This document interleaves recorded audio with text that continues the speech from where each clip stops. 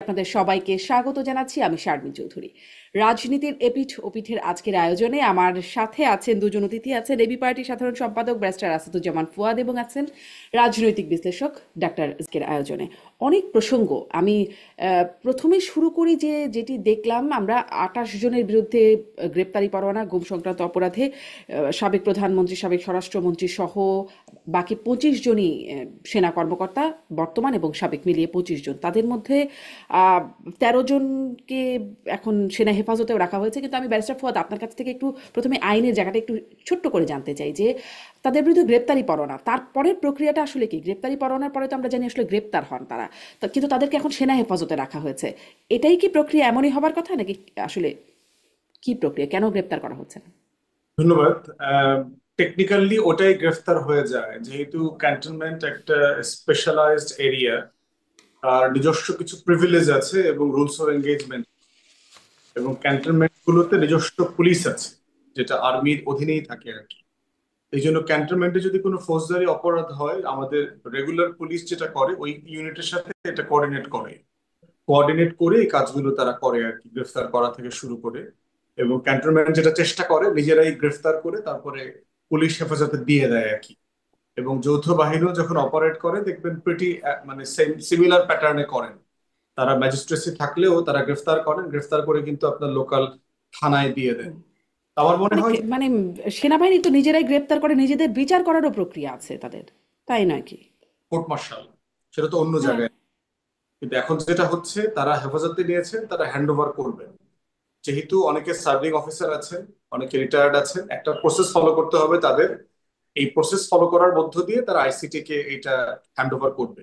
এর আগে আচ্ছা, তার যেমন মানে প্রসেসের মধ্যেই আছে বলে আপনি বলছেন।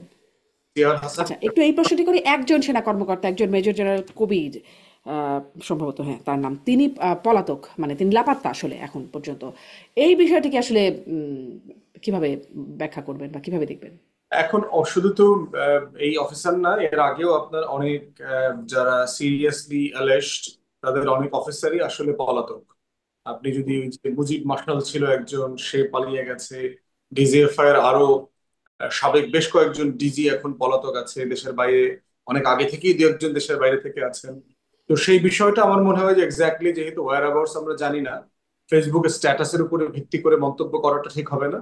বাট যদি আমাদের সংস্থাগুলো জেনে থাকে এবং সংস্থাগুলো যদি এটা হ্যান্ড ওভার করবার সুযোগ পেয়েও না করে থাকে, তাহলে এই অফিসার, তাদের লিডারশিপ, তাদেরকেও কিন্তু এই ব্যাপারে জবাবদিহিতার আওতায় আনবার সুযোগ আছে।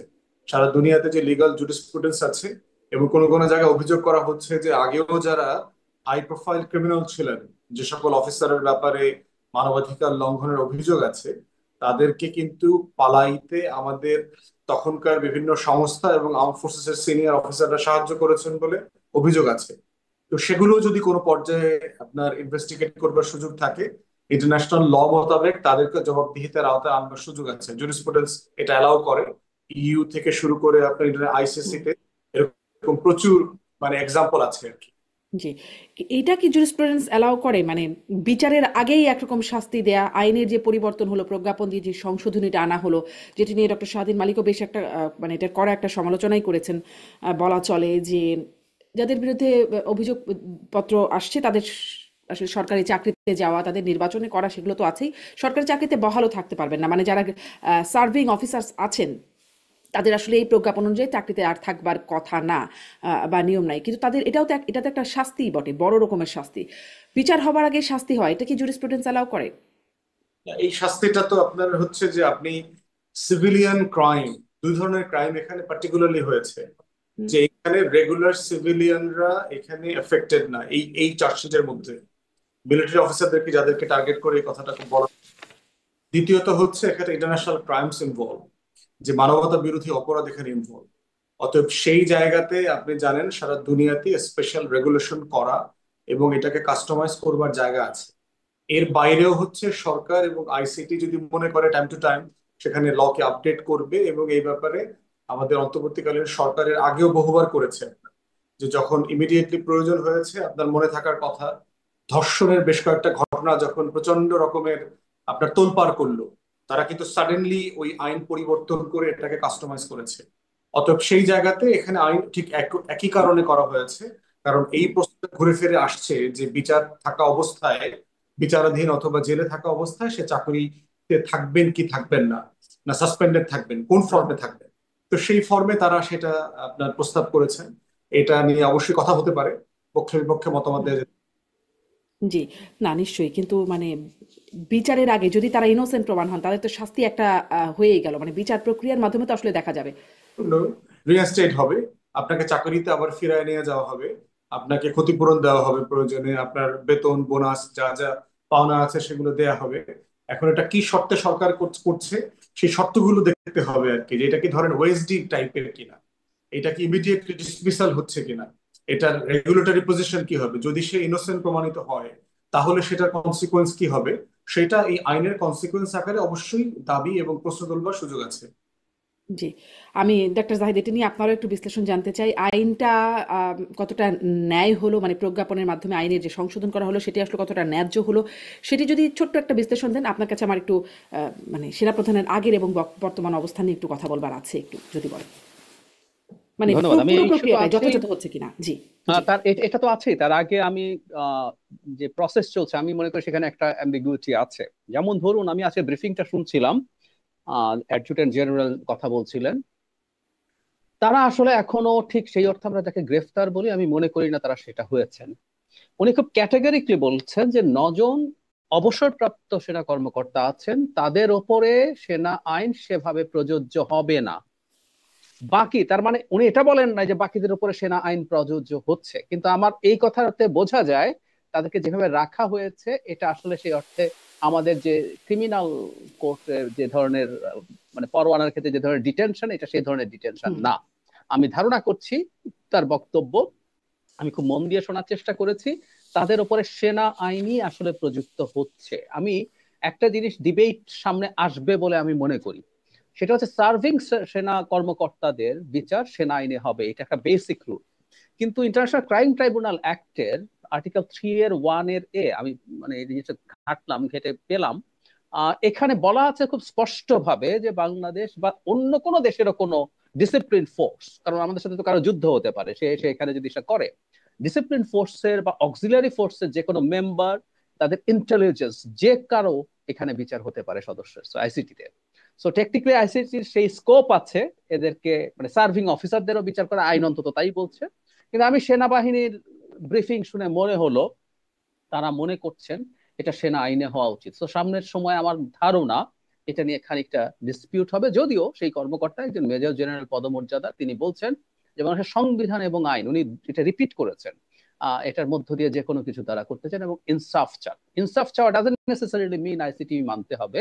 ওনারা যদি মনে করেন, যে তাদের যদি মনে হয় যে এখানে সেনা আইনই প্রযুক্ত হবে, সেটা হতে পারে। এই প্রসঙ্গে একটা কথা একটু বলে রাখি, এটা নিয়ে যাতে আমাদের কোনো টার্ময়েল তৈরি না হয়, আমরা এটা একটু দেখতে চাই যে এটা অন্তত একটা খুবই ভালো একটা আলাপ আলোচনা এবং লিগাল জেনুইন ব্যাখ্যার মাধ্যমে যাতে এটা শেষ হয়।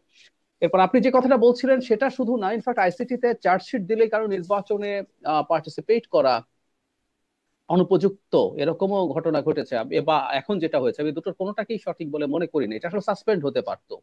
আমরা কাউকে অভিযুক্ত করা মানে হচ্ছে উনি অভিযুক্ত, এটা প্রমাণিত নন যে উনি আসলে সেটার জন্য তিনি শাস্তিপ্রাপ্ত হচ্ছেন কিনা।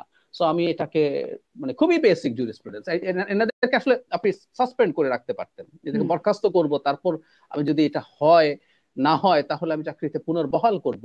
যদি হয়ে থাকে, আমরা জানি না আসলে পুনর্বহাল করা হবে বা এরকম কোনো আইন বা নিয়ম বা বিধি আছে কিনা, না থাকলেও আসলে এটা আমি মনে করি না এটা সঠিক হয়, এটা ভুল হয়। হুম, এবং এই ঘটনাগুলো কি বিচার প্রক্রিয়াকে পরবর্তীতেও প্রশ্নবিদ্ধ করবে কিনা? অনিবার্যভাবেই করতে পারে, করতে পারে। আমরা তো বেসিক জুরিসপ্রুডেন্সের কিছু বেসিক্স তো আমরা ভাঙতে পারি না।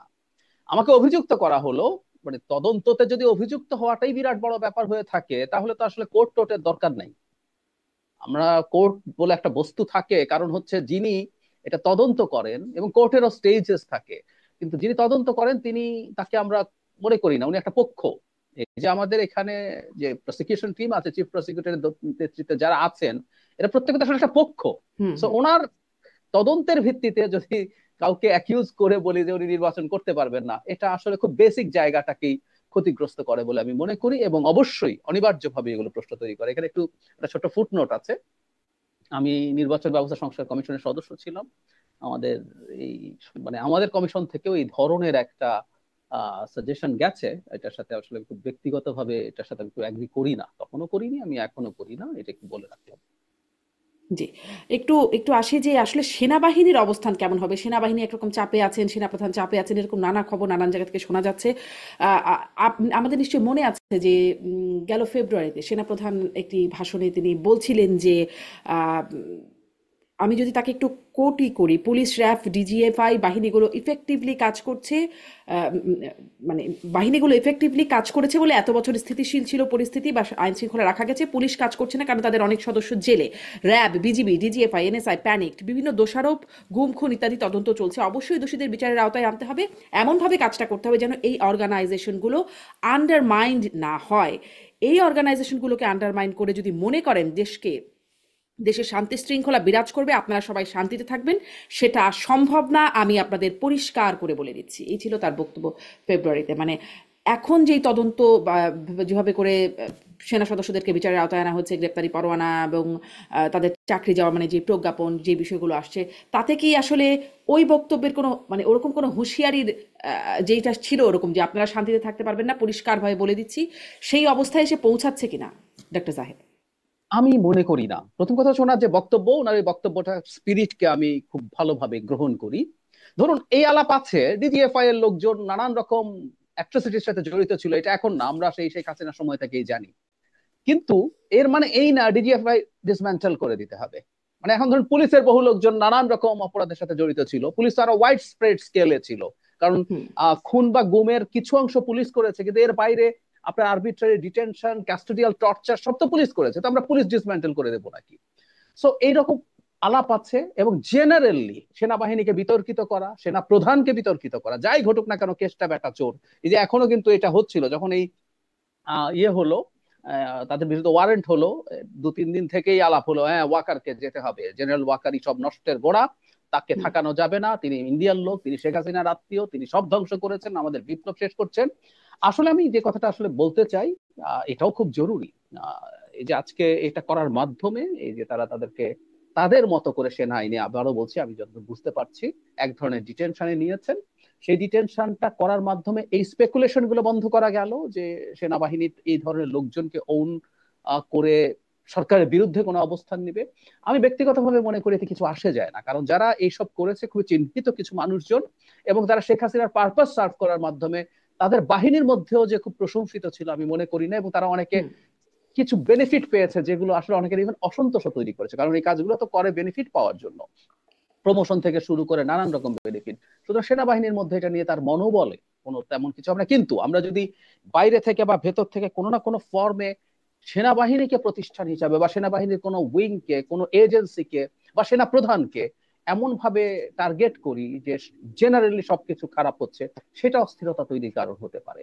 আমাদের একটা কথা মনে রাখতে হবে, এই সেনাবাহিনী শেখ হাসিনার নির্দেশে, তিনি চাইলে পারেন ডিপ্লয়েড হয়েছিলেন, তারা শেখ হাসিনার আদেশ শেষ পর্যন্ত মানেননি সেনা প্রধানের নেতৃত্বে, এবং আমাদের হুম। এই গণ অভ্যুত্থানের আরো রক্তপাত না হয়ে আমরা সফল হতে পেরেছি, তার জন্য এদের ভূমিকা আছে। সুতরাং ওনাদের বিরুদ্ধে এমন কিছু আমাদের করা উচিত হবে না এই পরিস্থিতি হয়। আর আপনার প্রশ্নের ফাইনাল জবাব এক লাইনে যদি বলি, এটা করার মাধ্যমে আসলে তারা প্রশ্নবিদ্ধ হওয়া বা তাদের মনোবল নষ্ট হওয়া বলতে তিনি যা বুঝিয়েছেন সেটা হয় না, কারণ তিনি নিজেই বলেছেন এটার বিচার হতে পারে। সুনির্দিষ্ট ভাবে যাদের বিরুদ্ধে অভিযোগ, জি, সেটা হতে ন্যায় পারে। বিচার চাই সেনাবাহিনীর ভেতরেও নিশ্চয়ই, কিন্তু আবার একটা অস্বস্তি আছে, একটা চাপা, এটা নিয়ে একটা আলোচনা সমালোচনা আছে। এই প্রক্রিয়াটা নিয়ে সেনাবাহিনীর বিভিন্ন পর্যায়ের মানুষের সাথে কথা বলারও চেষ্টা করছিলাম যে আসলে তারা কেমন ভাবছেন বিষয়টা নিয়ে। দেখছিলাম একটা অস্বস্তি আছে, এটা নিয়ে একটু আপনাদের কাছ থেকে শুনবো। ব্যারিস্টার ফুয়াদ, এটা নিয়ে একটু বলবেন। সাথে সাথে এটাও আজকে দেখলাম যে খুব একটা খবর অবশ্য আসে নাই, মির্জা ফখরুল ইসলাম আলমগীরের সাথে জেনারেল ওয়াকার সাক্ষাৎ করেছেন। মানে এই পরিস্থিতিতে এই সাক্ষাৎকারটা কেন হতে পারে, কি হতে পারে, কারণ আমরা জানি না কন্টেন্ট কি। দেখেন, ওই যে জাহিদ ভাই যেটা ইন প্রিন্সিপাল বলছিলেন যে বিচার চলাকালীন অবস্থায় কাউকে ডিসমিস করে দেওয়ার ব্যাপারটা, এইটা পার্টিকুলারলি এই এই জায়গাটাতে আমি কেন এই এক্সেপশনটা মানে সাপোর্ট করছি, সেটা হচ্ছে শুরু থেকে আপনার আমাদের এই যে স্টাবলিশমেন্ট আছে, আমাদের আর্ম ফোর্সেস আছে, আমাদের এজেন্সি গুলো আছে, তারা এই যে ক্রিমিনাল কিছু সিলেক্টিভ ক্রিমিনাল অফিসারকে বিচারের মুখোমুখি করবার ব্যাপারে একমত হচ্ছে না। এবং এটা করতে গিয়ে যেটা হচ্ছে, পুরো প্রতিষ্ঠানের সুনাম মর্যাদা নষ্ট করছে। আমি এই ফোর্সের গুলোর শত শত অফিসারকে চিনি পার্সোনালি, সার্ভিং এবং রিটায়ার্ড অবসরপ্রাপ্ত অফিসারদেরকে আমি চিনি। এবং ওভারওয়েলমিং অফিসাররা, আমাদের যে লক্ষ লক্ষ সিপাহী জওয়ানরা আছেন, সবাই কিন্তু এই দায় থেকে মুক্তি চাচ্ছে যে 10 জনের কারণে আমার প্রতিষ্ঠানের সুনামটা যেন নষ্ট না হয়। এখন দেখেন, যেই ফোর্স গুলো, সিনিয়র লিডারশিপের কথা বলছি, ডেলিভারেটলি আয়না ঘরের অ্যাক্সেস দিচ্ছিল না, 6 থেকে 8 মাস ডিলে করেছে। এই ফোর্স গুলো আওয়ামী লীগের শত শত হাই প্রোফাইল ক্রিমিনাল থেকে দেশ ছেড়ে পালাতে অ্যালাউ করেছে, সাহায্য করেছে। তারা ডজন ডজন হাই প্রোফাইল এই ক্রিমিনাল অফিসার যারা অ্যালেজড, যাদেরকে প্রশ্নের মুখোমুখি হতে হইতো কোর্টে, তাদেরকে পালাতে পালাতে সাহায্য করেছে এবং রিসেন্টলিও করেছে অনেককে, যেগুলো আমি জানি, কিন্তু আমি পার্সোনালি, যেহেতু এগুলো ক্রেডিবল সোর্স থেকে প্রকাশিত খবর না, আমি সেটা এখন আপনার এখানে বলতে পারছি না। তো সেই জায়গাতে আপনার এখানে সিরিয়াস ট্রাস্টের ঘাটতি আছে। তো আপনি একটা অফিসারকে সাসপেন্ড করে দিলেই তার অ্যাক্সেস তো বন্ধ হয়ে যাচ্ছে না। তার ক্ষমতাকে ব্যবহার করা, অপব্যবহার করার যে জায়গাগুলো আমরা দেখেছি এবং যে রিল্যাক্টেন্স দেখেছি আমাদের ফোর্স গুলোর পক্ষ থেকে, যে এই কিছু বাঞ্চ ক্রিমিনালকে বাঁচানোর জন্য টোটাল ইনস্টিটিউশন মিলেমিশে কাজ করতেছে একসাথে, যে একটা হিস্টোরিক অপরচুনিটি ছিল যে ইয়েস, আমাদের কিছু অফিসাররা ভুল করেছে, অন্যায় করেছে, মানবাধিকার লঙ্ঘন করেছে, আমরা ন্যায্যতার সাথে বিচার চাই, আমরা সবভাবে আপনাদেরকে সাহায্য করব, বাট প্রতিষ্ঠানটা প্রতিষ্ঠানের মতো চলবে। এই জায়গাটাতেই আমরা এই ফোর্স গুলোকে দেখতে পাইনি এই গত। এবং এই যে জাহিদ ভাই কারেক্টলি বলেছেন, আজকে ব্রিফিংও দেখবেন যে তবে কিন্তু যদি, মানে এরকম প্রচুর খাপছাড়া খাপছাড়া কথা আছে। মানে পুরো বিষয়টাকে যে একটা জুডিশিয়াল প্রসেসের মধ্য দিয়ে সাহায্য করা রাষ্ট্রকে, সেটা করবার জায়গাটা আমরা এই ফোর্স গুলোতে দেখি নাই।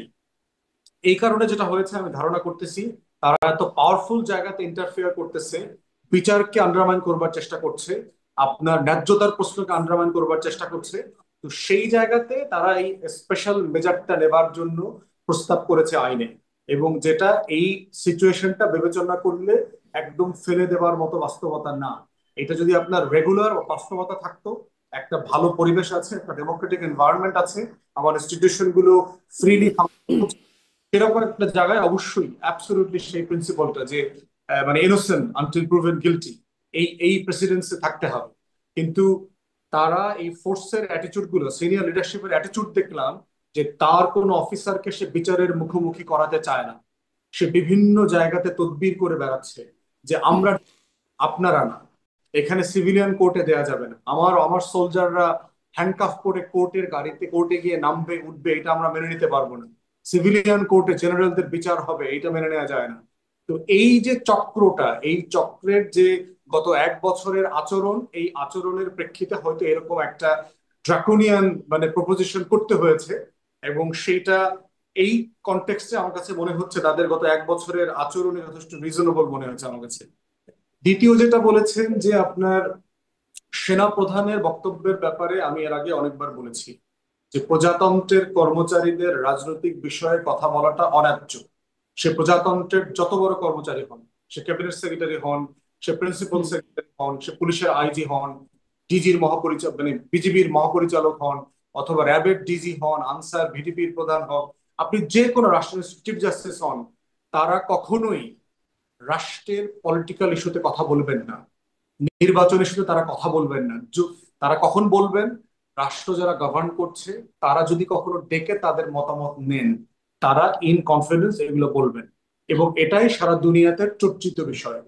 দিনের মধ্যে নির্বাচন হওয়া উচিত, কিভাবে নির্বাচন হওয়া উচিত, ইনক্লুসিভ হওয়া উচিত কিনা, আওয়ামী লীগ ছাড়া নির্বাচন ইনক্লুসিভ হবে না, এই ধরনের অনেকগুলো বক্তব্য গণ অভ্যুত্থান পরবর্তী বাংলাদেশ সুন্দরভাবে নেয় নাই।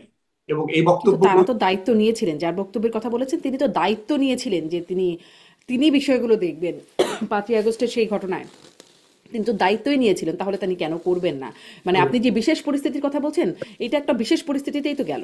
রাষ্ট্রের দায়িত্ব কি প্রফেসর ইউনূস নেন নাই? সেনাপ্রধান নিয়েছেন। না মানে 5ই আগস্টে যখন আপনি বলছেন যে রাষ্ট্র ক্ষমতায় যায় তারা যদি ডাকেন তাহলে সেনাবাহিনী বা এই প্রধান আসবেন বা রাষ্ট্রের সরকারি কর্মচারীরা আসবেন, কিন্তু আমরা তো দেখেছিলাম সেনাপ্রধান দেখেছিলেন রাজনৈতিক দল। এটা 5 তারিখে 3টার সময় নিয়েছেন। ওই দায়িত্বটা নিয়েছেন আপনি সর্বোচ্চ 3 দিনের জন্য বলতে পারেন, প্রফেসর ইউনূসের শপথ পর্যন্ত, যে আনটিল একটা ইন্টারিম অ্যাডমিনিস্ট্রেশন ফর্ম হয় সবার পরামর্শের ভিত্তিতে, ততক্ষণ পর্যন্ত যেন দেশে অস্থিরতা না চলে, দেশের সভরেন্টি কম্প্রোমাইজ না হয় সেই জায়গাতে। কিন্তু একটা ইন্টারিম অ্যাডমিনিস্ট্রেশন হয়ে যাওয়ার পরে সে তো সিম্পলি প্রজাতন্ত্রের কর্মচারী, এবং প্রত্যেকটা ফোর্স, আমার গোয়েন্দা সংস্থা, আমার পুলিশ, আমার আমার ব্যুরোক্রেসি, তাকে তো অ্যাকর্ডিংলি বিহেভ করতে হবে। তো সেই জায়গাতে তার নড়াচড়া, আর্ম ফোর্সেস এর যে আচরণ, গোয়েন্দাগুলোর যে ডেলিভারির তৎপরতা, ইভেন দেখেন রিসেন্টলি 2-3 দিন আগে যখন আপনার এই চার্জশিট ফর্ম করা হলো, আপনি টোটাল গণমাধ্যমে রিপোর্টিং অ্যাসেস করে দেখেন, অলমোস্ট ব্ল্যাক আউট করে দিয়েছে। জায়গায় জায়গায় ফোন করে নিউজ দেওয়ার পরে সে নিউজ নামাই দিতে বাধ্য করা হচ্ছে। তো এইগুলো তো আমরা আওয়ামী লীগের আমলে দেখেছি এই কাজগুলো করতে। এগুলো কেন এখন করবে? এগুলো তো গণতন্ত্রের উত্তরণের জন্য আমাদের কাউকে সহায়তা করছে না। আমরা বারবার বলছি যে আমাদের ইনস্টিটিউশন গুলোকে পেশাদার হওয়া দরকার, সোলজারদেরকে পেশাদার হওয়া দরকার, যেন সে দেশের জন্য এবং দেশের বাইরের জন্য গর্বের বিষয় হয়। আমরা লজ্জিত হইতে চাই না। আমরা এই যে বারবার বলা হচ্ছে যে বিচার করলে, এই জেনারেলদেরকে মুখোমুখি করলে বিচারের নাকি প্রতিষ্ঠানের ভাবমূর্তি নষ্ট হবে। 800 আয়না ঘর করবার কারণে কি প্রতিষ্ঠানের ভাবমূর্তি নষ্ট হয় নাই? হাজার হাজার গুম খুন করবার জন্য কি প্রতিষ্ঠান নষ্ট হয় নাই? 18 সালে হাসিনাকে এই অফিসাররা 50 লাখ টাকা করে নিয়ে নিয়ে যে রাতে ভোট করে দিয়েছে, তখন এটার জন্য ভাবমূর্তি নষ্ট হয় নাই? ব্যবসা করে কিন্তু হাজার হাজার ভাবমূর্তি তো নষ্ট যা হয়েছে এখন সেটা টেকানোর কাজ, তাই না? মানে সেটা কি টেকানোর জায়গা যাচ্ছে? মানে আওয়ামী লীগ আমলের কথা বলছেন, যেটা কিন্তু আওয়ামী লীগ আমলে হতো, আওয়ামী লীগ আমলে এরকম মানে আরো অনেক কিছুই হতো, যেটি এখনো হচ্ছে। সন্ত্রাস দমন আইনে কি কারণে গ্রেপ্তার করে ফেলা হচ্ছে সেটা আমরা জানিও না, পরবর্তী দেখা হচ্ছে তাদেরকে গ্রেপ্তার দেখানো হচ্ছে। এই ঘটনাগুলো তো হচ্ছে আওয়ামী লীগ আমলের ঘটনাই। না, ওইটা ওইটা হিউম্যান রাইটস ওয়াচও ওইটা বলছে সেই বিষয়গুলো। জি। সার্টেনলি আলোচনা করব। কিন্তু প্রশ্ন হচ্ছে যে ফোর্স নিয়ে কথা বলছেন, তারা হুম। যদি করে, তার ফোর্সের ভিতরে ধরেন আমরা হিসাব করে দেখেছি 70-80 থেকে 100 ক্রিমিনাল আছে টোটাল ফোর্স গুলোর ভিতরে। তাহলে আমার এই হাজার হাজার লক্ষ লক্ষ সভরেন ফোর্সের ভিতরে 100 লোকের জন্য আপনি পুরো প্রতিষ্ঠানটাকে নষ্ট করে দিচ্ছেন, বিচারের মুখোমুখি করছেন না। সেজন্য কে কি দিচ্ছেন, কে দিচ্ছেন এরকম প্রতিষ্ঠানকে নষ্ট? এই টোটাল আর্ম ফোর্সেস এর সিনিয়র লিডারশিপ, গোয়েন্দা আচ্ছা। সংস্থাগুলো কালেকটিভলি, এই টোটাল গ্যাং, যাদেরকে আমি আওয়ামী গ্যাং বলছি, এবং তারা দেখেন পালায়া কিন্তু ইন্ডিয়াতেই যাচ্ছে।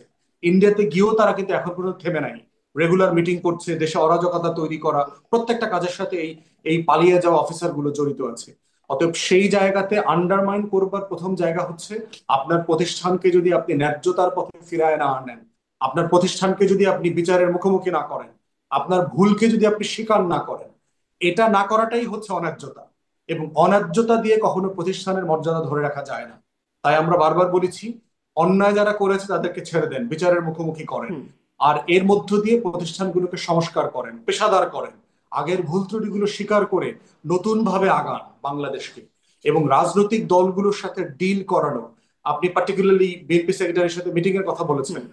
এইটা খুবই অসুন্দর একটা কাজ হয়েছে। আমি জানি না যে উনি ইন্টারিম অ্যাডমিনিস্ট্রেশনের অনুমতি নিয়ে এই মিটিং করেছেন কিনা। প্রজাতন্ত্রের কর্মচারী রাজনৈতিক দলের সাথে মিটিং করতে পারে না যদি না এটা government of the time allow করে। এইটা সে করতে সিম্পলি পারে না। এবং যদি করেও থাকে অন্যায্য ভাবে অথবা অনুমতি নিয়েও করে থাকে, তার বিবৃতি দিয়ে পরিষ্কার করা দরকার ছিল যে সে কেন একটা পলিটিক্যাল পার্টি গুরুত্বপূর্ণ নেতার সাথে এখানে মিটিং করছে, কি আলোচনা করছে, ডিল করছে, তাকে ক্ষমতা আনবার জন্য ইলেকশন ইঞ্জিনিয়ারিং করবে, বিচারের জন্য ইমিউনিটি চাইবে, তার অফিসারদেরকে যেন বিচারের মুখোমুখি না করা হয়, যাদেরকেও বিচারের মুখোমুখি করা হচ্ছে ফেব্রুয়ারিতে বিএনপি ক্ষমতা এসে তাদেরকে যেন মাফ করে দেয়। এগুলো কি আলোচনা করেছেন আমাদেরকে জানা দরকার। তো অত একটা হচ্ছে না, অন্যায়। সেফ এক্সিট নিয়ে তো অনেক আলোচনাই হচ্ছে, সেটাও আসি, মানে এই কথাগুলোর সাথে সেফ এক্সিট শব্দটা মিলে গেল। আমি সেটাও আসবো, একটু বিশেষ করে আলোচনা করবো। ডাক্তার জাহিদ, আপনার কাছে একটু বিএনপি মহাসচিবের সাথে বৈঠকের যে বিষয়টি আলোচনায় আসছে সেটি নিয়ে একটু জানতে চাইবো। এরকম বৈঠক কেন হতে পারে, এই বৈঠকের যৌক্তিকতা কি, তারপরে আসি সেই সেফ এক্সিটের মানে এই প্রসঙ্গে। জি। খবরটা কি কোনোভাবে কনফার্ম হয়েছে বিএনপি মহাসচিবের সাথে বৈঠক হয়েছে? কনফার্ম হবার তো সুযোগ নাই। যখন মানে প্রধান বিচারপতির সাথে দেখা করলেন তখনও আইন উপদেষ্টা তখন বললেন যে এরকম কোনো খবর ঘটনাই ঘটে নাই, পরবর্তীতে এরকম শুনেছি। সো আমরা আচ্ছা, আসলে এখানে বসে তো কনফার্ম হতে পারছি না কোনোভাবে, আমরা একটা কিন্তু ইন্টারেস্টিং হয়েছে জানা যাচ্ছে। ডিবেটে আছি, ভেরি ইন্টারেস্টিং। ফুয়াদ ভাইয়ের কথা আমি শুনছিলাম। আমি একটা জায়গায় স্ট্যান্ডার্ড প্র্যাকটিস কি হওয়া উচিত সেটা বললাম। এই যে কেউ অপরাধী হওয়ার আগ পর্যন্ত তার বিরুদ্ধে কোনো অ্যাকশন নেওয়া যাবে না। আমি এটা এই কারণে বলি, কারণ হচ্ছে এটা করলে আমাদের খুব কেওস হতো না। আমরা কাউকে যদি সাসপেন্ড করে রাখি তাতে যে সে প্রভাব বিস্তার করতে পারবে। কিন্তু ফুয়াদ ভাই যুক্তি দিচ্ছেন যে একটা স্পেশাল সিচুয়েশন এটা, সুতরাং এখানে আমাদের বেসিক জুরিসপ্রুডেন্স এই জায়গায় কিছুটা ডেভিয়েশন আমরা একসেপ্ট করব। তাই যদি হয়ে থাকে, আমরা সেনা প্রধান যে তার যে পেরিমিটার আছে তার দায়িত্বে প্রজাতন্ত্রের কর্মচারী হিসাবে, সেটা আবার কেন বলবৎ থাকবে? এটা একটা স্পেশাল সিচুয়েশন তো। এটা কোনো সন্দেহ নাই, ফুয়াদ ভাই যেগুলো বলছেন এগুলো আইডিয়ালি খুবই সঠিক কথা, সেনাপ্রধান এটা পারেন না। কিন্তু উনি, আমি যদি বলি একটা বিশেষ সিচুয়েশনে এবং একজন নাগরিক হিসেবে, আমরা ওইটা ওই আইনে প্রচুর বলা হয়, আপনারা দুজনই আইনের মানুষ, ডক্ট্রিন অফ নেসেসিটি, আমার কাছে মাঝে মাঝে মনে হয় এটা ওনার রোলের ক্ষেত্রে এটা ব্যবহার করা যাবে না, কিন্তু আমি কথাটা ব্যবহার করতে চাই। কারণ আমি একটা জিনিস খেয়াল করছি, এই টার্মোয়েলের টাইমে আমাদের নির্বাচন বানচাল করার যে চেষ্টা আছে তার বিরুদ্ধে একটা ডেটারেন্ট হিসাবে উনি কাজ করছেন। সো ওনার গ্রেটার যে রোল, আবারও বলছি, উনি যা যা বলছেন, যা যা করছেন, আইডিয়ালি থিওরিটিক্যালি এগুলো সঠিক না, এগুলো উনি করতে পারেন না। নির্বাচন কবে হতে হবে, আরো আরো অনেক কথাবার্তা তিনি বলেছেন। হুম কিন্তু ওই যে বললাম যে একটা চর্চা আছে বাংলাদেশে নির্বাচনকে হ্যাম্পার করানোর জন্য, নির্বাচনকে প্রবলেমে ফেলার জন্য তিনি দীর্ঘদিন থেকে ডিসেম্বরে বা অ্যাজ আর্লি অ্যাজ পসিবল তার বাহিনী মাঠে থেকে কি কি সংকটে পড়ছে সেটা থেকে দূরে থাকার জন্য উনি ওগুলো যেহেতু বলেছেন, so for the better future of the country and the nation, আমার কাছে মনে হয় যে এটাকে আমরা এক ধরনের প্রয়োজনীয় বলে অ্যাগ্রি করতে পারি। ঠিক একইভাবে তিনি যদি এরকম বৈঠক করে থাকেন, সেই আলোচনাগুলো হয়, তবে আমার কাছে ধারণা, আমার কাছে মনে হয় সবচেয়ে ভালো হতো এগুলো এগুলো সরকারকে জানিয়ে, তিনি যেহেতু সেনাপ্রধান, সরকারের সাথে জানিয়ে, সরকারের সাথে আলাপ করে হুম তিনি কথা বলতে পারতেন, সেটাই সবচেয়ে ভালো হতো। কারণ যদি বসেন, সত্যি যদি বসে থাকেন এবং এগুলো যদি লুকিয়ে করে থাকেন, এগুলো আসলে অনেক বাজে প্রশ্ন তৈরি করে। এটা এটা কোনোভাবেই ঠিক হয় বলে আমার মনে হয় না। জি, অনেক কিছু আসলে না জানিয়ে গোপনে বা গোপন করার চেষ্টার একটা প্রবণতা দেখা যাচ্ছে ইদানিং। সেটি যদি বলি, সাবের হোসেন চৌধুরীর বাসায় হ্যাঁ, সাবের হোসেন চৌধুরীর কথা আমারও মনে পড়ছিল। ওই 3 রাষ্ট্রদূত জানিয়ে গেলে কোনো সমস্যা ছিল না, খবর হ্যাঁ ঠিকই জানিয়ে বেরোলো গেলে এবং শেষ পর্যন্ত এটা নিয়ে নানান রকম স্পেকুলেশন তৈরি হলো। এটা এটা হুম, এটা ভুল, সেটাই এটা আমার মানে এই অনেক কিছু এরকম গোপনে গোপনে হচ্ছে কেন, মানে গোপন করার চেষ্টাই বা কেন করা হচ্ছে? সে প্রধান বিচারপতির সাথে বৈঠকও কেন, আইন উপদেষ্টা তখন বলেন এরকম কিছু হয় নাই, মানে এরকম কথাগুলো কেন আসে, সেই বিষয়গুলো আসলে উত্তর খুঁজে পাই না। কিন্তু আমি আসলে ওই যে মানে বলছিলাম যে সেফ এক্সিট নিয়ে কথা বলবো। এই যে এখন সেনা কর্মকর্তাদের বিচারের আওতায় আনা হচ্ছে, মানে সবসময় ক্ষমতা পরিবর্তনের পরে একটা বিচারের ব্যাপার চলে আসছে। সেই 1/11-র পরেও একটা তাদেরকে সেফ এক্সিট দেওয়া হলো, আওয়ামী লীগ ক্ষমতাকে সরানোর পর থেকেও তাদেরকেও একরকম সেফ এবং আনসেফ এক্সিট দেওয়া হলো। তারপরে এখন আবার মানে নাহিদ সার্জিসরা প্রশ্ন তুলছেন সেফ এক্সিটের। এখন যারা আসলে ক্ষমতায় আছেন বা ক্ষমতাকে সমর্থন করছেন তাদেরও কি আবার, মানে সেই বিষয়টাকেও একটু আপনার কাছে ব্যাখ্যা শুনতে চাই ডাক্তার জাহিদ, যে তাদেরও সেফ এক্সিট নিয়ে চিন্তা করতে হচ্ছে, তাদেরও কি মানে এরকম কিছুর মধ্যে দিয়ে যেতে হবে বিচার, বা যা এখন হচ্ছে? মানে জেনুইন বিচার যদি থাকে, সেই বিচার হওয়া উচিত হবে। যেমন ধরুন, অন্তত একজন দুজন, একজনের কথা তো খুব স্পষ্টভাবেই শোনা যায় যার নিয়ে করাপশনের অভিযোগ আছে। আমি এটা থেকে কাউকে ছাড় দিতে চাই না। যারা যারা আছেন এখানে, আমাদের মনে হয় যে কেউ যদি এরকম দুর্নীতির সাথে জড়িত থাকে, সেটা অবশ্যই দেখতে হবে, কোনো রকম কোনো সন্দেহ নেই। এবং শেখ হাসিনার পরে এসে তারা যদি ইন্টারিম সময়ে দুর্নীতির সাথে জড়িয়ে পড়েন, অনিয়মের সাথে জড়িয়ে পড়েন, সেগুলো ছাড় কোনোভাবেই দেওয়া উচিত হবে বলে আমি মনে করি না, এবং তাদেরকে এটার পার্ট করতে হবে। এবং কোন একজনের সুতরাং কথা এটা, বলছেন? আমি স্পষ্টভাবে যদি বলি, যেন যেমন ধরুন জনাব আসিফ মাহমুদ সজীব ভুঁইয়া। আমি কেন বলছি, এই ভদ্রলোকের এপিএস এর চাকরি গেছে এবং তিনি মানে দুদকের তদন্তের মধ্যে আছেন, তার বিদেশ যাওয়ার ব্যাপারে দুদকের নিষেধাজ্ঞা আছে। তো যে মানুষটার এপিএস এর চাকরি যায় দুর্নীতির অভিযোগে, তার যিনি মন্ত্রী, তার উপরে সিরিয়াস প্রশ্ন আছে। আমি দীর্ঘদিন একটা কথা বলেছি যে সবচেয়ে ভালো হতো ডক্টর ইউনূসের সরকার যদি এই কাজটা করতেন, জনাব আসিফ মাহমুদ সজীব ভুঁইয়ার বিরুদ্ধেও যদি দুদকের তদন্ত হতো। তদন্ত হওয়া মানে কিন্তু কাউকে অপরাধী বলে ফেলা না। যে তদন্তটা একজন সিটিং মিনিস্টারের বিরুদ্ধে হচ্ছে, হুম এটা যদি হতো, ডক্টর ইউনূস একটা বেঞ্চমার্ক তৈরি করতে পারতেন।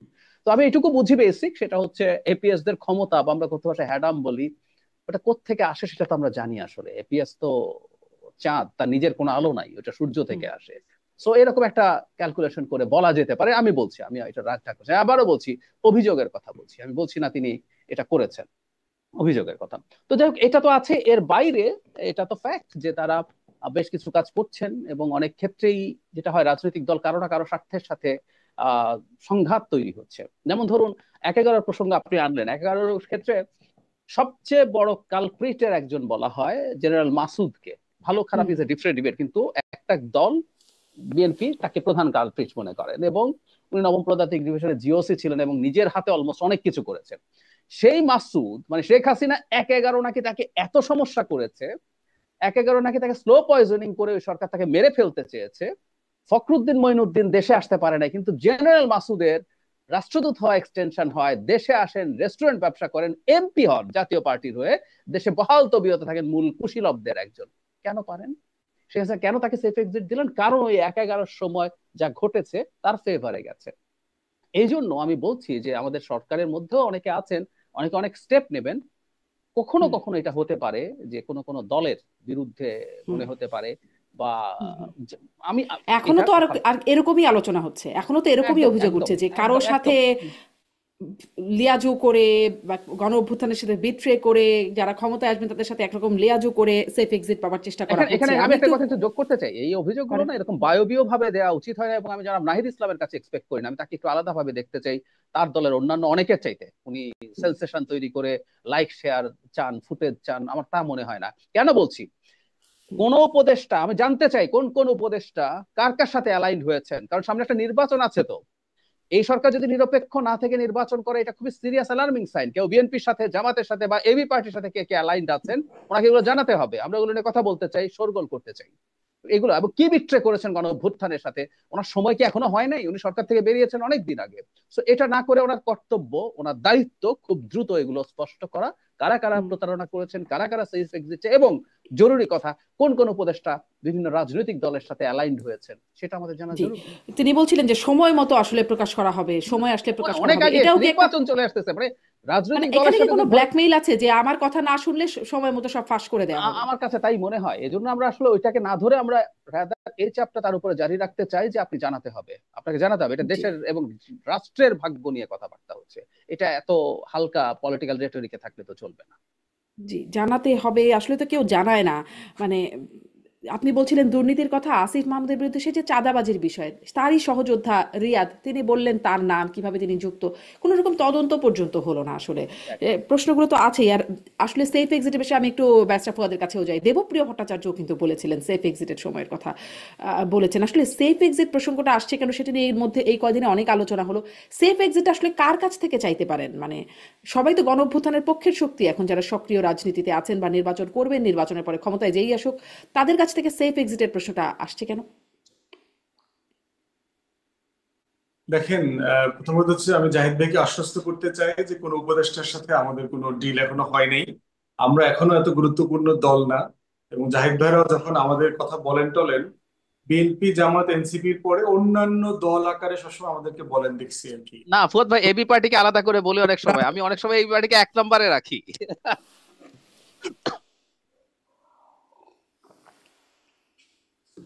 জি, ব্যারিস্টার ফুয়াদের কানেকশনটা আটকে গেল এই অন্যান্য সময়। হ্যাঁ।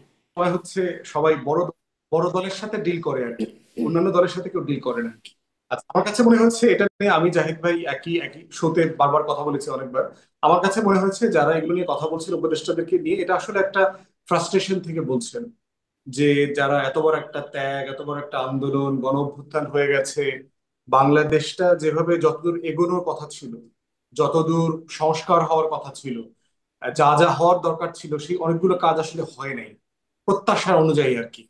এখন অনেক কিছু হয়েছে, সেটার তালিকাও বিশাল, কিন্তু প্রত্যাশাতে এমন একটা জায়গা যে আপনি এটা আসলে কত উঁচু করেন। এটা হচ্ছে হাই জাম্প দিয়েছেন। আমরা যখন ছোটবেলায় স্কুল কলেজে পড়েছি, আপনাদের মনে থাকার কথা, হাই জাম্পে কি হইতো, প্রতিবার আপনি যখন একটু উঁচু দিয়ে লাফ দিতে পারতেন, পরের বার কিন্তু টিচার আবার আর 1 ইঞ্চি বাড়ায় দিত। তো প্রত্যাশাটা এরকম আর কি, যে আমি কতটুকু অ্যাচিভ করলাম, এর বাইরে আরো কতটুকু অ্যাচিভ করবার ছিল। তো সেই জায়গা থেকে নাহিদ এবং আপনার সার্জিস রিসেন্টলি যে মন্তব্য করেছে, এটাকে আমি দেখতেছি পারফরমেন্স আকারে, এবং এটাকে অ্যাড্রেস করা দরকার। এটা ভয়ের আকারে অথবা তারপরে বিচারের আকারে। একই রকম একটা কথা আপনার মনে আছে কিনা, ওই যে আমলাদের একটা প্রোগ্রামে আপনার সার্ভিস একাডেমিতে খালেদা জিয়ার যিনি পিএম হুম হুম সেক্রেটারি, উনি কিন্তু বলেছিলেন যে 8 জন উপদেষ্টার বিরুদ্ধে আমাদের কাছে সুনির্দিষ্ট তথ্য প্রমাণাদি আছে, যেটা আমরা সময় মতো পাবলিক করে দেবো। তো একইভাবে জাহিদ ভাইয়ের মতো আমি তখন বলেছি যে প্রমাণ থাকলে দুদকে দেন, পাবলিক করেন। এটা তো একটা মোরাল অব্লিগেশন যে আপনি জানেন যে আপনার রাষ্ট্র যারা চালাচ্ছে সেখানে 8টা মানুষ আছে যারা দুর্নীতিগ্রস্ত এবং হুম। তারা সিরিয়াস এলিগেশন, আপনি এটা পাবলিক করে দুদককে দিয়ে দেওয়ার জন্য। আসিফের ব্যাপারেও যে অনেক অভিযোগ আসতেছে না, আমি কিন্তু বারবার এটা বলেছি যে একটা স্পেসিফিক এভিডেন্সের উপরে ভিত্তি করে বিষয়টা দুদকে রেফার করা হচ্ছে না কেন। তো দুদক কেন আসলে এই বিষয়টাকে মানে ধরছে না? মানে দুদক তো সুও মোটো করতে পারে এই বিষয়গুলো। তো করতে পারে, কিন্তু প্রশ্ন হচ্ছে যে বাংলাদেশের ক্ষমতার কাঠামোর যে কালচার আছে, দুদকের যে কাজের লোড আছে, এখন আপনার কমিশনার, আপনি জানেন যে এখনো তাদের 5 জন কমিশনার অ্যাপয়েন্টেড হয়নি, মাত্র 3 জন আছে, তাদের লোকবলের ঘাটতি আছে। দুদকের পক্ষ থেকে বারবার দেখবেন যে অনেক কাজ তারা এগোতে পারছে না, তাদের লোকবলের ঘাটতির কথা তারা বারবার বলছে আর কি।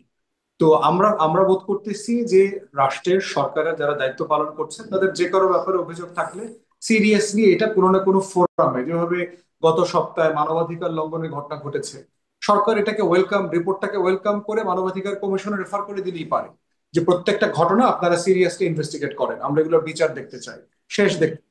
ঠিক একইভাবে সরকারের প্রেস সচিব তো বলেন যে আসলে এগুলো পরিস্থিতি আসলে ভালো, স্থিতিশীল আছে, আইন শৃঙ্খলা পরিস্থিতি, মানবাধিকার পরিস্থিতি, এগুলো বাড়িয়ে বলা হচ্ছে। করতেই পারেন, দ্বিমত করে কোনো সমস্যা নাই, বাট দিন শেষে আপনি রিপোর্টটাকে কিভাবে অ্যাড্রেস করতেছেন। একটা রাষ্ট্র ম্যাচিউর হয় যখন, যখন আমার বিরুদ্ধে একটা অভিযোগকে ডিল করার মতো স্পেস থাকতে হবে। এটা সত্য হোক মিথ্যা হোক, আমি একমত হই দ্বিমত হই, রিপোর্টটাকে তো আপনি এক জায়গাতে পাঠাবেন রাষ্ট্রের কোন ইনস্টিটিউশনের কাছে, যে এটা খতিয়ে দেখা দরকার কি হচ্ছে, সত্য কিনা। এর বাইরে হচ্ছে সেফ এক্সিটের ব্যাপারে আমি বোধ করছি পারফরমেন্স গুলোকে রিপোর্ট আকারে আসা দরকার, যে এই হতাশাগুলো কেন হচ্ছে। কারণ আমরা বোধ করছি উপদেষ্টারা চাইলে এটা করতে পারতো, ওইটা করতে পারতো, সেটা করতে পারতো, করে নাই, কেন করে না। তা আসলে সরকার কি করেছে? আমি মাননীয় প্রধান উপদেষ্টার সামনে আপনার বারবার এটা বলেছি যে আমাদের 1 বছরের আমল নামাটা ইয়ে করেন, আপনি পাবলিক করেন, প্রত্যেক উপদেষ্টা আসলে 1 বছরে কি করেছে। হুম। উপদেষ্টাদের সম্পদের হিসাব দেওয়ার কথা ছিল, মানে অনেক কিছুই ছিল, করলেন না তো কিছুই। কথা আমি বারবার বলেছি যে যারা জি, আপনি বলেছেন। সুস্থ ছিলেন তারা মাইকের এপাশে থাকলে সবসময় বলতেন বিএনপি আওয়ামী লীগ কেন এটা করে না, ওইটা করে না, সেটা করে না। তো আপনারাও কি এক্সাম্পল সেট করতে পারলেন?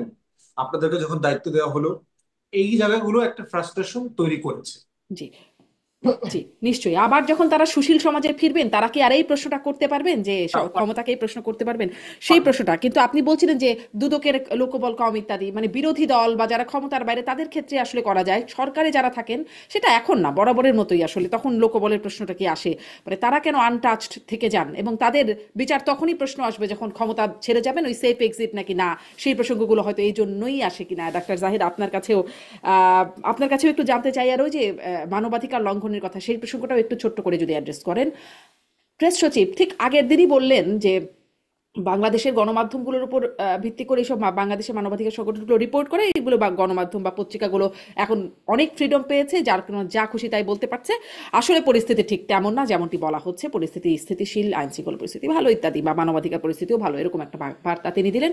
পরদিনই হিউম্যান রাইটস ওয়াচেও আসলে কিভাবে করে সন্ত্রাস দমন আইনের মানে অপব্যবহার হচ্ছে, বা কি কি মানবাধিকারের আসলে কি পরিস্থিতি, অনেকটাই উঠে আসলো। এখন আসলে কি বলার আছে? আর ওই যে এতে আসলে সরকারের আমল নামাটাও 1 বছরের, যেটি ব্যারিস্টার ফুয়াদ বলছেন, সেটিও কোথাও গিয়ে দাঁড়ায়। মানে আমি ঠিক জানি না, মানে এই চেয়ার গুলোতেই মনে হয় সমস্যা আছে। এই চেয়ার গুলোতে আসলে একবার বসে দেখা দরকার যে চেয়ারটার সমস্যা আসলে কি হয়। এই চেয়ার গুলোতে বসলেই এই ধরনের কথা বলতে হবে। মানে উনি আমাদের খুবই পরিচিত মানুষ, আমরা দীর্ঘদিন থেকে তাকে চিনি, এবং খুবই গুরুত্বপূর্ণ রোল প্লে করেছেন তিনি। এবার সাংবাদিক হিসেবেও খুবই সাহস নিয়ে তার প্রতিষ্ঠান হুম। চমৎকার কাজ করেছে ওই সময়গুলোতে, শেখ হাসিনার সময়। তো উনি যেটা বললেন এটা খুব টিপিক্যাল একটা সরকারি দলের কথা, যেটা আমরা ডক্টর ইউনূসের সরকারের মতো সরকারের কাছ থেকে expect করি না। বরং ডক্টর ইউনূসকে আমরা বহু সময় দেখেছি, তিনি বাংলাদেশে তো ইদানিং আর ইন্টারভিউ দিচ্ছেন না, আমাদের কয়েকজন সম্পাদককে ইন্টারভিউ দিয়েছিলেন, তিনি সেখানে অকপটে তার ফেইলিয়ারের কথা, ভুলের কথা, শেখার কথা, এখনো পেরে উঠছেন না, এসবই স্বীকার হুম। করছেন। এগুলো স্বীকার করা, বারবার বলছে, এগুলোই বেঞ্চমার্ক।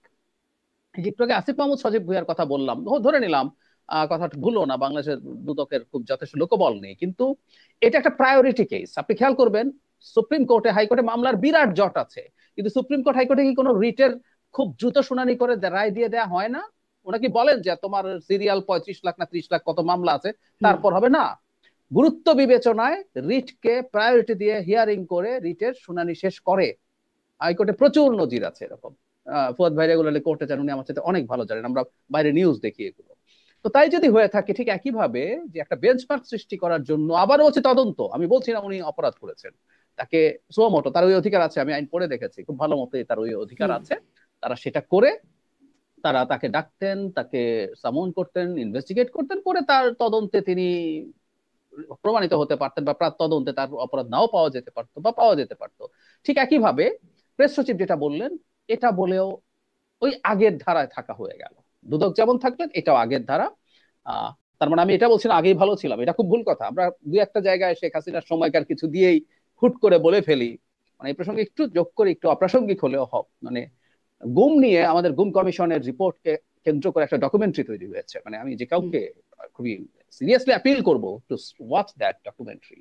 তো যারা কেউ কেউ বলে ফেলেন যে আগেই ভালো ছিলাম টাইপের কথা, তাহলে তারা বুঝবেন তারা কি বলছেন। কিন্তু এই আচরণগুলো আমরা দেখতে চাই না, মানে আমরা শেখ হাসিনার সময়কার ঘটা যতগুলো ঘটনা আছে সেগুলো একবার দুবারও না হওয়া উচিত হবে, বিশেষ করে প্রেস সচিবের মতো জায়গা থেকে স্বীকার করা হচ্ছে আমরা ব্যবস্থা নিচ্ছি, আমরা ঠিক মানে আমরা তলিয়ে দেখছি, যত যাই হোক মানে একদম ঢালাও ভাবে। এবং ওখানেই বসে আমার মনে আছে জনাব নূর খান লিটন, এই মানুষটাকে আমরা দীর্ঘদিন শেখ হাসিনার সময় মানবাধিকার নিয়ে অত্যন্ত সাহসিকতার সাথে কাজ করে যেতে দেখেছি। তো তিনি যেটা বলছেন রাইটলি, যে আমি অসুস্থ বোধ করছি এই প্রেস সচিবের মন্তব্য শুনে, তো এটা অসুস্থ বোধ করার মতোই ব্যাপার। আবারও বলছি, কারণ ওই যে এক্সপেকটেশনের কথা ফুয়াদ ভাই বলছেন, আসলে এক্সপেকটেশন তো ইজ ভেরি হাই, কিন্তু এটা খুব হাই এক্সপেকটেশনেরও ব্যাপার না। সিম্পল, আপনি একটা সরকার চালাতে এসেছেন, আপনি অনেক জটিলতা অনেক সংকটের মধ্যে দিয়ে চালাচ্ছেন।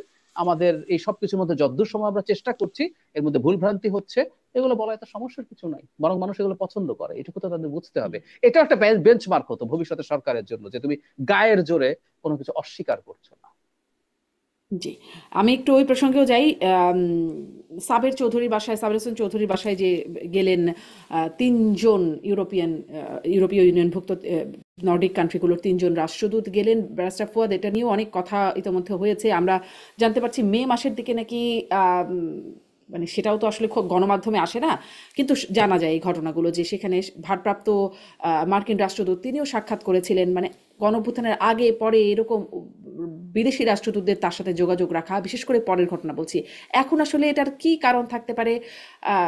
কেন একটা নিষিদ্ধ ঘোষিত রাজনৈতিক দলের নেতা বা সাবেক মন্ত্রী আবির হোসেন চৌধুরী সাহেবের অনেকগুলো আইডেন্টিটি আছে। উনি একজন খুব প্রমিনেন্ট বিজনেসম্যান বাংলাদেশে এবং খুব বনেদি ব্যবসায়ী, বহু বছর থেকে ব্যবসা বাণিজ্য করেন। আওয়ামী লীগের লোকদের ভিতরে যাদের মোটামুটি একটু মনুষ্য চরিত্র আছে, এরকম লোক তো কম, তাদের ভিতরে উনি একজন। এবং ওনাকে গ্রেফতারের পরে আমি পার্সোনালি ওটার প্রতিবাদ করেছিলাম যে যে মামলায় গ্রেফতার করা হয়েছে এই মামলাগুলো আসলে সঠিক মামলা না। এরকম তো অনেকের ক্ষেত্রেই সঠিক মামলা না, ইনফ্যাক্ট বেশিরভাগের ক্ষেত্রেই সঠিক মামলা না। করেছি এবং আমি একইভাবে করেছি দীপু মনির ব্যাপারে, সালমান এফ রহমান, সবার ব্যাপারে এগুলো নিয়ে কথা বলেছি যে অপরাধ থাকলে স্পেসিফিকলি করা দরকার। সাকিবকে অথবা মাশরাফিকে খুনের মামলায় দেওয়াটা এটা হাস্যকর আর কি, এগুলো বলেছি। তো এখন সাবের হোসেন চৌধুরীর সাথে কোন ক্যাপাসিটিতে রাষ্ট্রদূত দেখা করছে? রাষ্ট্রদূতরা বাংলাদেশের কিন্তু বহু ধরনের লোকদের সাথে দেখা করেন, শহীদুল আলমের সাথেও দেখবেন দেখা করতেছে। এখন শহীদুল আলম ভাই তো ফটোগ্রাফার, তারপরে দেখবেন বড় বড় ব্যবসায়ীদের সাথে তারা মিট করে। তো দ্বিতীয়ত হচ্ছে যে একটা যেহেতু মিটিং এর খবর এসছে, বেস্ট হয় হচ্ছে যে পররাষ্ট্র মন্ত্রক উপদেষ্টা সিম্পলি তাদেরকে চায়ের দাওয়াত দিতে পারে যে এরকম একটা ঘটনা শুনেছি, ঘটনা আসলে সত্য কিনা। সত্য হয়ে থাকলে আপনারা কোন ক্যাপাসিটিতে তার সাথে মিটিং করেছেন, কারণ আওয়ামী লীগের কার্যক্রম বর্তমানে সাসপেন্ডেড আছে। অতএব আওয়ামী লীগের নেতা হিসেবে সাবের হোসেন চৌধুরীর সাথে আপনারা মিট করতে পারেন না। অতএব এইরকম একটা ফর্মাল প্রসেসের মধ্য দিয়ে এটাকে রিজলভ করা যেতে পারে। কিন্তু আমাদের পররাষ্ট্র মন্ত্রণালয় তো টেকনিক্যালি একটা মানে মানে আওয়ামী লীগ এবং ভারতের একটা হাবে পরিণত হয়েছে। এবং অনেকগুলো ঘটনা আমরা দেখলাম যে দিন শেষে তারা খুব সিরিয়াসলি দেশের পক্ষে অবস্থান নিতে পারেন নাই। তো এই প্রসেসটা আমি এক্সপেক্ট করছিলাম। এখন সত্যি যদি এরকম একটা মিটিং হয়ে থাকে, সেই মিটিংটা আসলে কেন হয়? আপনি দেখবেন যে রাষ্ট্রদূতরা পলিটিশিয়ানদের সাথে, পলিটিক্যাল পার্টি লিডারদের সাথে রেগুলার বসেন। আমরা ধরেন এই সপ্তাহে কেনেডিয়ান হাই কমিশনারের সাথে, জার্মান অ্যাম্বাসেডারের সাথে মিটিং করেছি। দুজন অ্যাম্বাসেডার নতুন আসছেন বাংলাদেশে, গত 1-2 মাসের ভিতরে আমাদের সাথে মিটিং হয়নি, জাস্ট কার্টেসি কল। দেশে নির্বাচন হচ্ছে, আমাদের প্রস্তুতি কি, আমরা কিরকম নির্বাচন দেখতে চাচ্ছি, চ্যালেঞ্জ আছে কিনা, এখানে ডিসইনফরমেশন মিসইনফরমেশন ইস্যুজ আছে কিনা, as a development partner Canada অথবা জার্মানি তোমাদের কোনোভাবে হেল্প করতে পারে কিনা। আমাদের তরফ থেকে আমরা বলেছি যে আমাদের দেশ থেকে বেশি বেশি স্টুডেন্ট তোমরা নাও। তারপরে তোমাদের দেশে কোন কোন জায়গাতে মানে পেশায় ঘাটতি লোক আছে যেগুলো আমাদের দেশে নেওয়ার সুযোগ আছে, teacher, nurse, highly skill migrant, প্রয়োজনে ট্রেন করে টাকায় যদি নেওয়া যায়। তোমাদের লক্ষ লক্ষ লোক দরকার, আমাদের লক্ষ লক্ষ লোক বেকার আছে, হাইলি স্কিল বেকার আছে। এইরকম বাইলাটারাল আলোচনা হতে পারে পলিটিক্যাল পার্টিগুলোর সাথে। তো সেই জায়গাতে নির্বাচনের আগে জাতীয় পার্টি এবং আওয়ামী লীগের নেতাদের সাথে এরকম মিটিং গুলো হবে। সেই মিটিং গুলোর টপিক আসলে কি হইতে পারে? একটা হইতে পারে যে কোনো না কোনো ফর্মে তারা নির্বাচনে অংশগ্রহণ করতে পারে কিনা। সেই জায়গায় তারা ইন্টারন্যাশনাল কমিউনিটির কাছে সাহায্য চাইতে পারে যে তোমরা সরকারের কাছে প্রেশার দাও যেন আমরা নির্বাচনে অংশগ্রহণ করতে পারি, আমাদের নেতাকর্মীরা যেন নির্বাচনে অংশগ্রহণ করতে পারে, নির্বাচন ইনক্লুসিভ হবে না আমাদেরকে ছাড়া। তো তাদের জায়গা থেকে তারা এই অ্যাডভোকেসিটা করবে। সরকারকে পজিশন নিতে হবে যে সরকার এই কার্যক্রমগুলো কতটুকু অ্যালাউ করবে, ইন পার্টিকুলার যে আওয়ামী লীগ, জাতীয় পার্টি এবং 14 দলের যে ফোরাম, সেই জায়গাটা একটা জুডিশিয়াল প্রসেস কনক্লুড না হওয়া পর্যন্ত তারা এই কার্যক্রমগুলো কতটুকু অ্যালাউ করবে এবং করবে না, এবং সে ব্যাপারে খুবই পরিচ্ছন্ন একটা ট্রান্সপারেন্ট মানে পদ্ধতি ফলো করা দরকার। যেটা আমি বলেছি, এটা ইন্টারন্যাশনাল প্রোটোকল মোতাবেক এই কাজগুলো করা সম্ভব। জি, ডাক্তার জাহিদ আপনার কাছেও শুনি। আচ্ছা, মানে রাষ্ট্রদূত জনাব সাবের হোসেন চৌধুরী যদি আওয়ামী লীগ নেতা হন, উনি 24 সালেও আমি দামি নির্বাচনের এমপি ছিলেন, ওনার সম্পর্কে আমরাও পজিটিভ কথা শুনি, কিন্তু দুঃখের কথা হচ্ছে উনিও সেই 14, 18, এই ডাকাতি নির্বাচন 24 সবগুলোতেই তথাকথিত এমপি ছিলেন। কিন্তু ওনার সাথে দেখা করায় সম্ভবত সরকারের নিষেধাজ্ঞাটা ভাঙবে না। আমি সরকারের প্রজ্ঞাপনের একটা অংশ একটু পড়ি, সেটা হচ্ছে সব সংগঠনের কি কি নিষিদ্ধ করা হয়েছে। আমি একদম এক্স্যাক্টলি প্রজ্ঞাপন থেকে পড়ছি। প্রকাশনা, গণমাধ্যম, অনলাইন ও সামাজিক যোগাযোগ মাধ্যমে যে কোনো ধরনের প্রচারণা, মিছিল, সভা সমাবেশ, সম্মেলন আয়োজন সহ যাবতীয় কর্মকাণ্ড নিষিদ্ধ ঘোষণা করা হলো। মানে তারা তাদের সংগঠন এই কাজগুলো করতে পারবে না, সুতরাং একজন নেতার সাথে বসতে পারে। আমি মনে করি মানে এইটাতে যে নিষেধাজ্ঞা ভঙ্গ হয়েছে তা না। কিন্তু এখানে একটা ইন্টারেস্টিং জিনিস আছে, ডক্টর ইউনূস মেহেদী হাসানের সাথে যে ইন্টারভিউ দিয়েছেন তাতে তিনি আওয়ামী লীগ এই নির্বাচনে পার্টিসিপেট করতে পারবে না সেটা বলছেন, কিন্তু তার নিষেধাজ্ঞা যে কোনো সময় উইথড্রন হতে পারে, এবং এটা টেকনিক্যালি ইজ কারেক্ট। কারণ হলো হুম। নিষেধাজ্ঞাটা ইম্পোজ করা হয়েছে সন্ত্রাস দমন আইন 2009-কে কিছুটা অ্যামেন্ড করে সরকারের এক্সিকিউটিভ অর্ডারে। আওয়ামী লীগের বিচার হবে আইসিটিতে, ইভেন বিচারটার প্রসেস এখনো শুরু হয় নাই। এই নিষেধাজ্ঞা কিন্তু কোর্ট থেকে না, যদি কোর্ট থেকে হতো তাহলে সরকারের জন্য যে কোনো সময় আসলে এটা তুলে ফেলা সম্ভব হতো না। এটা আসলে সরকার যে কোনো সময় তুলে ফেলতে পারে, টেকনিক্যালি ব্যাপারটা ইজ ভেরি মাচ পসিবল, যদিও ডক্টর ইউনূস বলেছেন এই নির্বাচনে হবে না। এবং আমি মনে করি প্রায়ই, বিশেষ করে ইউরোপ, আর একটু খোলামেলা কথা বলা সম্ভবত উচিত, সেটা হলো বাংলাদেশে বিএনপির বিপরীতে যে রাজনৈতিক দল বা জোট এখন উত্থান হচ্ছে, জামায়াত ইসলামী, বা তারা একটা বৃহত্তর জোটের চিন্তা করছে। তারা যখন বৃহত্তর জোটের চিন্তা করছে, এর মধ্যে প্রমিনেন্ট দুটো দল, জামায়াত ইসলামী এবং ইসলামী আন্দোলন বাংলাদেশ, আর এর সাথে খেলাফত মজলিস আছে, এর সাথে নিজামে ইসলামী আছে, প্রত্যেকে বাংলাদেশে শরিয়া আইন কায়েম করবেন বলেন তারা ক্ষমতায় যদি আসেন। ক্ষমতায় আসবেন কিনা যে ডিফারেন্ট ডিবেট, তারা তাদের প্রকাশ্যে এই আলাপগুলো আনছেন। এখন দীর্ঘদিন জামায়াতে ইসলামীর মতো দলগুলোকে আমেরিকা বিশেষ করে একটা কারণে পেট্রোনাইজ করার চেষ্টা করেছে, সেটা হচ্ছে বাংলাদেশে যদি এরকম একটা রাজনৈতিক দল যেটা ইসলামী ভাবাদর্শের উপরে ভিত্তি করে করে, কিন্তু যে কনস্টিটিউশনাল পলিটিক্স করে, সে তখন এটাকে গ্লোবালি সেল করতে পারবে যে দেখো তোমাকে জঙ্গি হইতে হবে না, তুমি রাজনীতি করতে চাও এরকম কনস্টিটিউশনাল পলিটিক্স করো। কিন্তু এখানে একটা গুরুত্বপূর্ণ প্রশ্ন এসে হাজির হয়েছে, তারা যদি শরিয়া আইন করেন এখন মানে নির্বাচনে জিতে এসে, তাহলে কি দাঁড়াবে? তাহলে কি দাঁড়াবে? এখন সমস্যা ও বেঁধেছে ওই জায়গায়, বিশেষ করে ইউরোপের কিন্তু খুব স্ট্রং রিজার্ভেশন আছে। এখন যদি সেটা হয়ে থাকে, তারা যদি ভেবে থাকেন যে তাহলে বাংলাদেশে অল্টারনেটিভ, আমি নিশ্চিত নই কিন্তু আমি জাস্ট একটা স্পেকুলেশন করছি, তাহলে একটা মানে বিরোধী দল, কারণ আমি এখনো ব্যক্তিগতভাবে মনে করি ওই অনেক সার্ভে টার্ভেতে দেখা যায় জামাত নাকি বিএনপি নেক টু নেক, আমি একেবারেই মনে করি না। এবার আমি মনে করি না যে জামাত আওয়ামী লীগেরও নেক টু নেক। আওয়ামী লীগের এখনো যে পার্সেন্টেজের ভোট আছে, নির্বাচন হলে আওয়ামী লীগই অনিবার্যভাবেই সেকেন্ড হাইয়েস্ট দল হবে, খুব বেশি সিট পাবে না কিন্তু সেকেন্ড হাইয়েস্ট দল হবে, এবং জামাতের চাইতে বেশি সিট পাবে।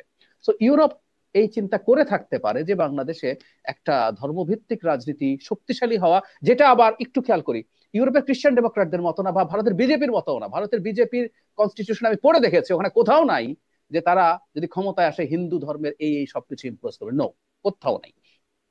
অথচ জামাতের আপনি কনস্টিটিউশন যদি পড়ে দেখেন, একজন সদস্য হওয়ার জন্য তাকে ইসলামকে কিভাবে ধারণ করে ফরজ ওয়াজিব সব মেনে হারাম থেকে দূরে থেকে সদস্য রুকন যাকে বলে, বিজেপির কনস্টিটিউশনে কোথাও এরকম কোনো কথা নাই। ও হিন্দুত্ববাদী রাজনীতি করে কিন্তু ওর ওই কনস্টিটিউশনে এগুলো নাই, এবং সেগুলো কনস্টিটিউশনে করবে বলছে না, এনারা বলছেন। তো ফলে এই ধরনের একটা টেনশন বা ফোবিয়া থাকতে পারে, বিশেষ করে ইউরোপে এই ব্যাপারগুলোতে একটু বেশি সেনসিটিভ, তারা এই কারণেও করার চেষ্টা করতে পারেন বলে আমি ধারণা করি।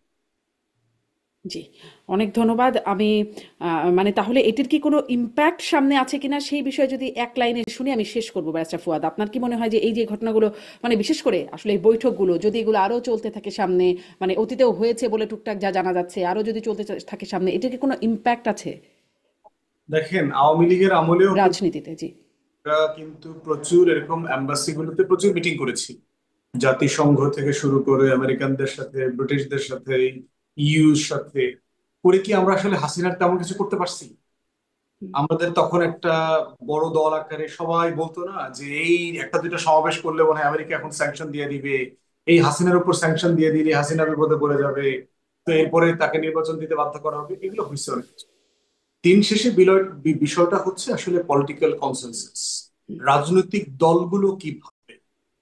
যদি রাজনীতি আকারে বিএনপি আওয়ামী লীগকে পুনর্বাসনের উদ্যোগ না নেয়, জাতীয় পার্টিকে রাজনীতিতে ফিরায় নিয়ে আসার উদ্যোগ না নেয়, তাহলে শুধুমাত্র এম্বাসি গুলো এই দেশে কোনো কিছু চাপিয়ে দিতে পারবে না।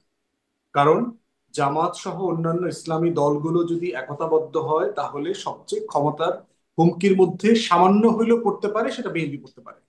তখন বিএনপির সাথেই এইটা বিদেশি শক্তিদের একটা নেগোসিয়েশনের সুযোগ হতে পারে যে এই ইসলামপন্থী রাজনীতির বিকল্প আকারে একটা দ্বিদলীয় মেকানিজম দরকার। তো সেটা কি হইতে পারে? সেটা যদি আওয়ামী লীগ না হয় সেটা জাতীয় পার্টি হইতে পারে কিনা। এই আলাপটা শুধুমাত্র এম্বাসি কেন্দ্রিক না, বাংলাদেশের অনেক ডিপ স্টেট আছে, ইনস্টিটিউশন আছে, তারা এই ধরনের ভাবনা ভাবছে। আমাদের বাইরের দেশের অনেকগুলো দেশ এগুলো ভাবছে, এবং বিভিন্ন এম্বাসির সাথে মিটিং এ এই আভাস আমরাও পাই, আমরা বুঝি যে এগুলো আলোচনা হচ্ছে বিভিন্ন সার্কেলে। এবং এটা শুধুমাত্র বাস্তবায়ন হতে পারবে যদি দল আকারে বিএনপি এই প্রস্তাবের সাথে একমত হয়। আদারওয়াইজ এই কোনো কিছু বাস্তবায়নযোগ্য না। হুম। এখন দল আকারে বিএনপি তো একটু একরকম একটু চাপেও ফেলা হচ্ছে বিভিন্ন সময়, রাস্তায় আন্দোলন, ঐক্যমত কমিশনে সেদিনও বলছিলেন যে তারেক রহমান সাক্ষাৎকারে বলছিলেন আমরা একমত হলে ঠিক আছে, একমত না হলেই সেখানেই সমস্যা তৈরি হয়ে যাচ্ছে। মানে এই যে একরকম একটা চাপে ফেলা বা একরকম পরিস্থিতির শিকার হয়ে যাওয়া বিএনপির, সেখান থেকে বিএনপিও কি কোনো ভাবনা ভাবতে পারে? কারণ এরকম অভিযোগ শুরু থেকেই করা হচ্ছে যে আঁতাত হচ্ছে, তলে তলে নানান রকম আঁতাত হচ্ছে বিএনপির সাথে আওয়ামী লীগের, হতে কি পারে? দেখেন, বিএনপির যে পলিটিক্স, এই পলিটিক্সে যদি বিএনপির নেতাকর্মীরাই বোঝে যে এখানে আওয়ামী লীগের সাথে কোন রকম আঁতাত হচ্ছে, তাহলে বিএনপির রাজনীতি শেষ হয়ে যাবে। জিয়াউর রহমানের যে রাজনীতি, যে রাজনীতির ধারা, যেটা খালেদা জিয়া কন্টিনিউ করেছেন, এবং বিএনপি কে মানুষ যেভাবে চেনে পলিটিক্যাল অ্যালাইনমেন্টের জায়গায়, সেখানে অন্যান্য দল বিএনপি কে কি বিপদে ফেলার চেষ্টা করলো সেটা গুরুত্বপূর্ণ না। যদি বিএনপি নিজে এই ধরনের কাজ করবার চেষ্টা করে তাহলে বিএনপির ভিতরেই এটা নিয়ে প্রচন্ড রকম রেপার্কেশন হবে। কারণ যারা বিএনপি করেন তারা এই আওয়ামী বিরোধী রাজনীতির জায়গা থেকেই বিএনপিটা করেন। তারা দিল্লির প্রশ্নে একটা পজিশন নিয়েই বিএনপিটা করেন, তা না হলে তিনি আওয়ামী লীগ করতেন ওই মানুষগুলো। আর পলিটিক্যাল পার্টির কাজ কি? পলিটিক্যাল পার্টির কাজ হলো আমি জাহিদ ভাইকে একটু ম্যানচেস্টার বানানোর চেষ্টা করবো, জাহিদ ভাই আবার আমাকে উপদেষ্টার সাথে ডিল করতে এটা বলার চেষ্টা করবেন। আমি আবার তখন বলবো যে আপনি উচ্চ পরিষদের সদস্য হবেন, উনি আবার বলবে যে অন্য ওই উপদেষ্টাকে তো আপনি আবার সেফ এক্সিট দিচ্ছেন। তো আমি তখন বলবো যে আপনার সাথে তো শারমিন আবার ভালো সম্পর্ক আছে, তো এই কন্ট্রাক্টর এটা আমাকে দিয়ে দেন। তো এইটা তো মানে পলিটিক্যাল পার্টির কাজ, একজন আরেকজনকে আপনার পলিটিক্যালি ট্যাকটিক্যালি পজিশনে ফেলার চেষ্টা করবে। এইটা যতক্ষণ পর্যন্ত গণতান্ত্রিক মূল্যবোধের জায়গায় থাকে, সহনশীলতা সম্মানের জায়গায় থাকে, ততদিন পর্যন্ত আমার আপনার জাহিদ ভাইয়ের ঝগড়াঝাটি দেশের কোনো ক্ষতি করবে না। আমাদের এই মূল্যবোধের জায়গা থেকে দ্বিমত হওয়া, একজন আরেকজনকে চ্যালেঞ্জ করবার জায়গাটা পলিটিক্সে থাকুক, এইটা আমরা চাই আর কি। জি, আজকের মতো শেষ করি, কিন্তু আলোচনা আসলে শেষ হয় না, অনেক প্রসঙ্গই রয়ে যায় যেগুলো এর মধ্য থেকে আসার কথা ছিল, কিন্তু সময়ের কারণে সব পুরোটা আনা গেল না। কিন্তু নিশ্চয়ই আলোচনা চলতেই থাকবে, সামনের দিন আপনাদের সাথে কথা হবে।